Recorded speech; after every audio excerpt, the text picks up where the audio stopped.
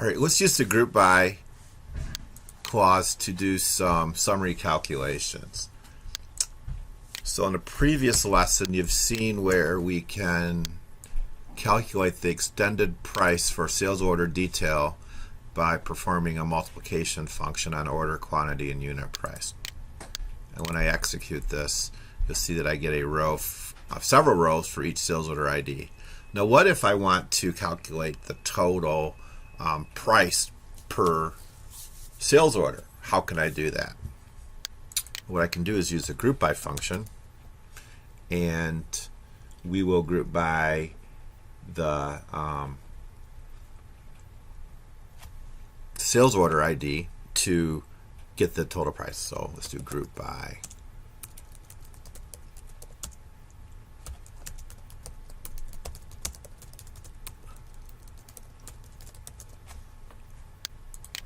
And I get remove product ID from our thing, so we want to just get the total. And I can do a sum here now on the order quantity times unit price. And now I'm not going to call it extended price, I'm going to call it total price.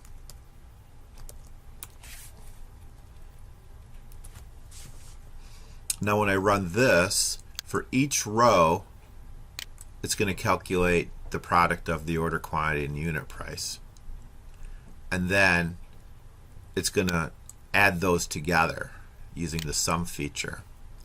And then each time the sales order ID changes in our group, this will get output, and then the calculation will reset and start again.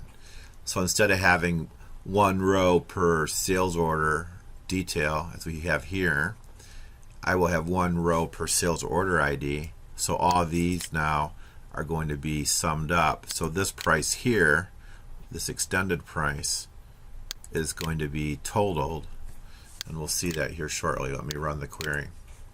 So now you can see where it's done that, and the extended prices are now much larger than the individual prices. The total price here is much larger than extended price.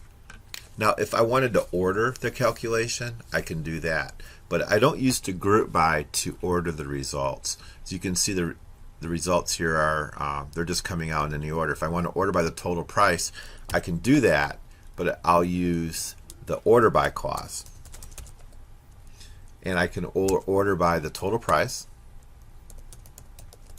It's pretty cool. I can refer to it, and when I now run, you'll see that the total price starts in ascending order. So if I wanted to, I could do this in descending order. And you can see now the total price is starting with the highest and going down. Now if I wanted to get like the top 10 sales orders, I could do that too. I could say top 10 sales order ID, and this will return the top 10 sales. So there's a couple things going on here. First of all, we have a group by, and we are summarizing the extended price by sales order. Then we are sorting the result in descending order so that the highest sales orders are listed first.